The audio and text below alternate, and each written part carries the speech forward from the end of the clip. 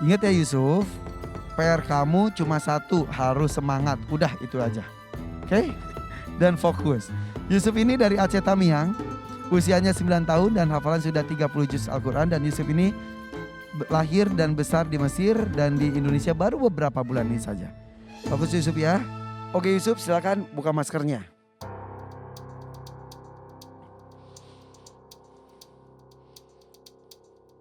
Untuk Yusuf bersiap ya, ada sambung ayat dan juga bedah rosam.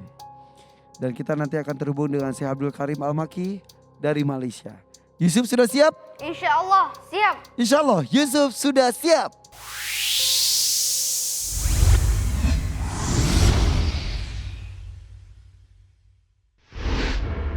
Syekh Abdul Karim Al-Maki silakan.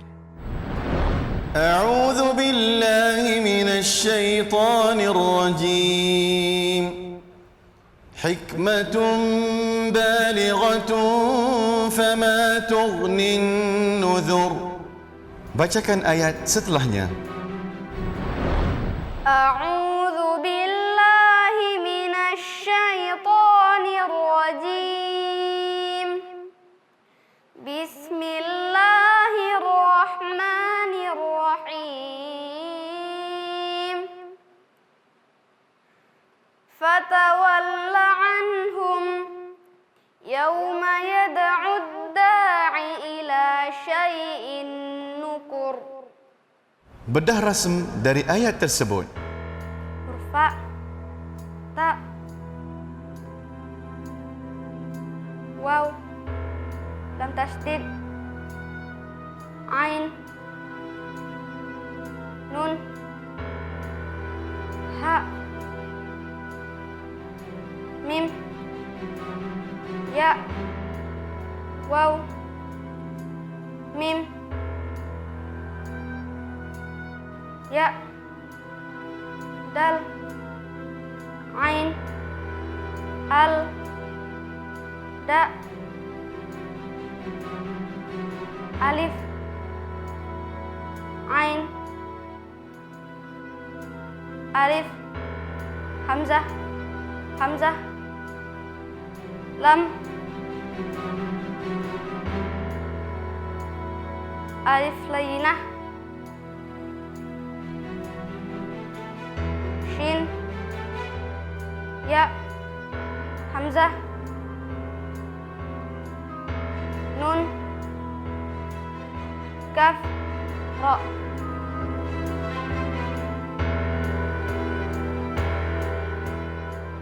Oke, soal berikutnya. لا يرقبون في مؤمن إلا ولا ذمة وأولئك هم المعتدون. Bacakan ayat kelima dari surah yang sama. فإذا انسلخ الأشهر الحرم فاقتلوا المشركين حيث وجدتموهم وخذوهم واحصروهم واقعدوا لهم كل مرصد فإن تابوا وأقاموا الصلاة وآتوا الزكاة فخلوا سبيلهم إن الله غفور رحيم. Selanjutnya. ونفخ في الصور ذلك يوم الوعيد.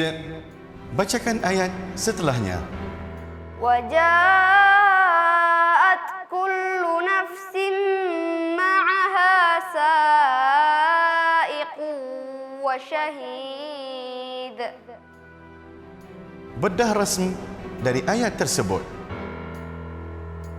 Waw, jim, alif, hamzah, ta, kaf, lam tasdid, nun, fa, sin, mim, ain, ha, alif, sin, alif, hamzah, qaf, waw, shin, ha, ya, dal.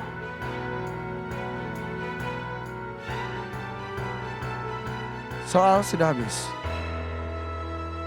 Sadaqallahul azim. Allahumma arhamna bil Quran.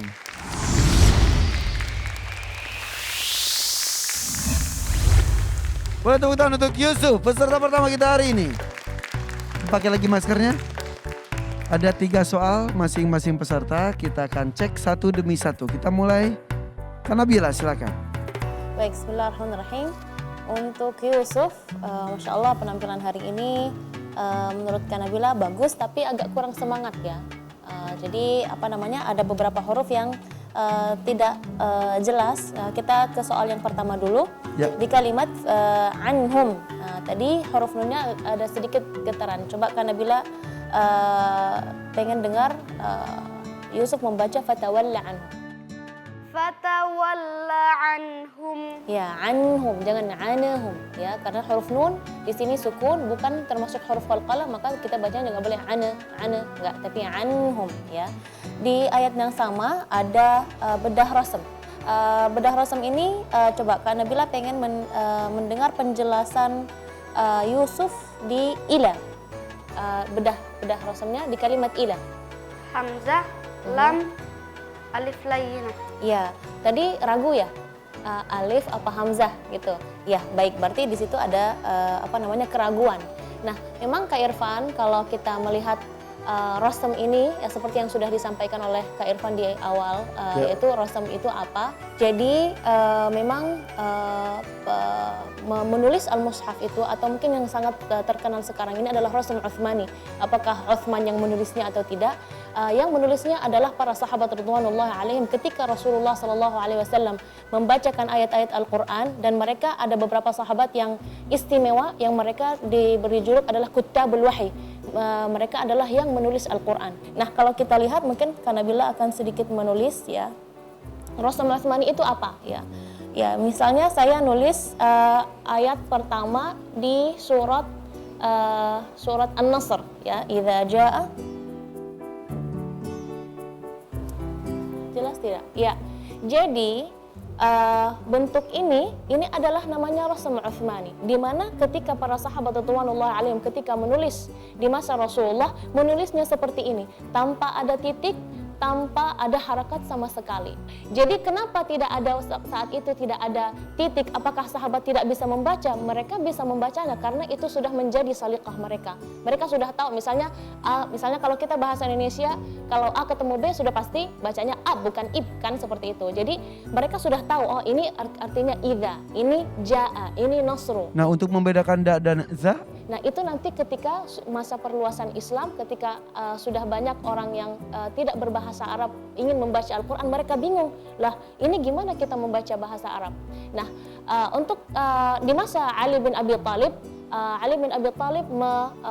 mengusulkan kepada salah satu tabi'in yang bernama Abul Aswad Ad-Du'ali untuk bagaimana supaya umat Islam ini bisa mampu membaca Al-Quran, maka diberi titik. Nah, titik itu untuk tahap pertama bukan untuk titik huruf, tapi titik ini adalah supaya bisa membaca. Misalnya, kalau ada titik di bawah, maka itu artinya kasrah. Kalau ada titik di atas, berarti artinya fathah. Kalau ada titik di samping sini, setelah huruf, itu berartinya dhammah. Kalau tidak ada harakat, berarti seperti huruf shad di sini, berarti itu tidak ada sukun. Seperti itu. Kalau dia tanwin, maka tinggal digandakan saja. Misalnya kasratain, fathatain, dhammatain, tinggal digandakan saja. Itu di masa Ali bin Abi Thalib. Yang pertama yang melakukan ini adalah namanya Abul Aswad Ad-Du'ali. Abul Aswad Ad-Du'ali ini siapa kok bisa-bisanya ya dia memberi titik misalnya.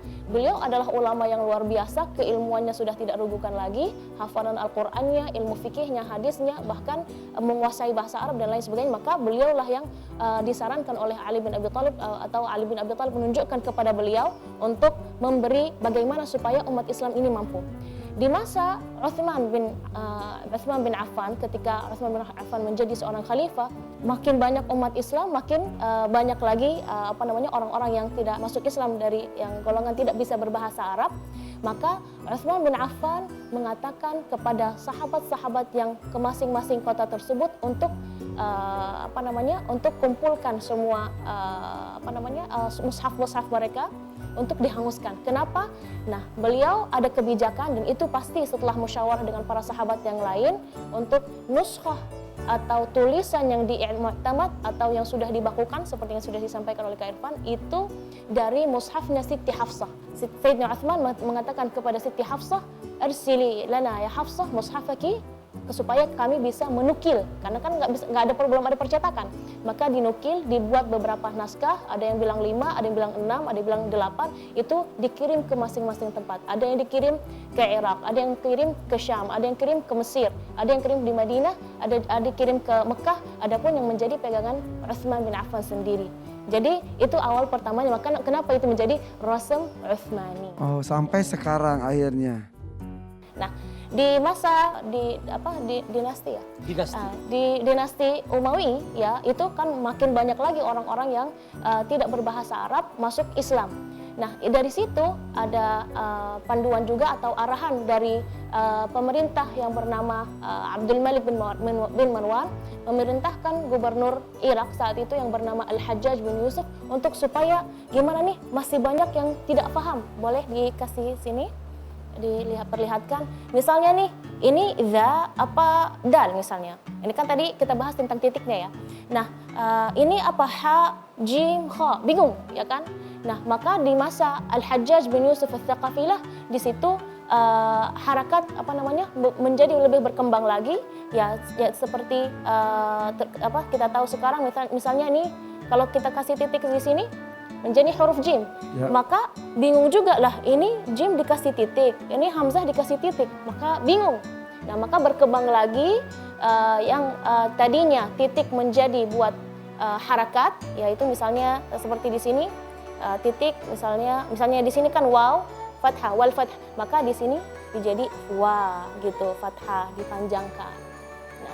Terus, lalu titik ini fungsinya apa? Fungsinya adalah membedakan antara huruf dan yang lain. Jadi, tadinya titik untuk maharakat di masa dinasti Umayyah menjadi titik menjadi membedakan huruf sama lain. Misalnya di sini, nah berarti di sini huruf fa dan di sini adalah huruf ta, seperti itu. Jadi sebenarnya titik, terus harakat ataupun hamzah sekalipun, hamzah ini juga menjadi tanda baca supaya kita yang tidak bisa atau kita bukan yang orang Arab ini bisa membaca Al-Quran dengan cara fasih atau cara yang benar. Hamzah itu maksudnya tanda baca bukan huruf? Hamzah itu adalah tanda baca bukan huruf. Dan mungkin kita nanti akan lihat misalnya contoh misalnya ya. Saya kasih di Oke. Ini kalau kita lihat di sini tidak ada hamzah. Nah, maka di sini ulama mengatakan kalau di sini ada hamzah. Kenapa ada hamzah di atas bacanya al-mu'minun, kan ini kalau kita al-mu'minun. Nah, karena sebelumnya ada harakat dhammah. Jadi di sini ada hamzah. Dan memang kenapa hamzah ini menjadi tanda baca? Karena kalau kita lihat rasamnya itu di Quran yang lain atau di mushaf yang lain ada pembacaan al-mu'minun, bukan mu'minun, tapi bacanya al-mu'minun. Itu ada dalam riwayat Warsh, itu namanya membacanya al-mu'minun, bukan al-mu'minun. Seperti itu Kak Irfan. Masya Allah. Tepuk tangan untuk Kak Nabila. Penyampaian ilmunya luar biasa, informasi penting sekali itu. Oke, kita lanjutkan ke Yusuf lagi. Untuk pertanyaan yang kedua di surat At-Taubah sambung ayat. Dari segi tajwid, yang pertama ada kalimat faqtulu ya, huruf ta perlu ditipiskan, sama innallaha ghafurur rahim. Suara huruf ha tadi kurang jelas. Di pertanyaan berikutnya yaitu di surat Qaf, waja'at kullu nafsin. Jadi ketika ada lam bertasydid dan sebelumnya ada huruf dhammah, jangan kullu, enggak, tapi kullu ya, seperti itu. Terus dari bedah rasamnya semua benar. Oke, terima kasih Kak Nabila. Dari juri lain ada yang mau menambahkan? Silakan Syekh Ahmad Al-Misri. Yusuf tadi huruf hari ini yang hilang huruf sin dan huruf ha. Fa'idan salakha. Sinnya harus lebih diperjelas lagi. Ya, coba baca fa'idan salakhal ashhurul hurum. فإذا انسلخ الأشهر Sinnya hilang. As, sin. sin Yang semangat. Sin, sin as, as as. as Nanti mohon diperhatikan karena huruf sinnya hilang. Jadi walaupun Yusuf, kita yakin Yusuf Masya Allah tabarakallah hafal 30 juz dan hafalannya sangat kuat dan bagus. Tapi kalau kita lagi nggak semangat, itu akan hilang sebagian huruf dan tajwidnya juga akan ikut hilang. Tapi Yusuf Masya Allah tabarakallah, mudah-mudahan terus semangat. Ya? Insya Allah. Oke, terima kasih. Saya pakai lagi maksudnya. Semangat oh Yusuf. Oke, terima kasih Dewan Juri, tepuk tangan untuk Pak Juri kita hari ini, luar biasa sekali. Yusuf, terima kasih. Ucapkan salam nak. Assalamualaikum. Waalaikumsalam warahmatullahi wabarakatuh. Silakan Yusuf. Masya Allah ya, hari ini ya juri itu ada Mekah, Mesir, Madura, Indonesia, kemudian juga sahabat kita dari Sulawesi tapi sudah tinggal di Amerika, kemudian juga pemberi soalnya dari Malaysia. Ini acara benar-benar internasional, tidak hanya Indonesia. Mungkin tahun depan Hafiz Internasional 2022. Amin. Kita kembali sesaat lagi dengan peserta kedua, tetap di Hafiz Internasional 2021. Cinta Al-Quran.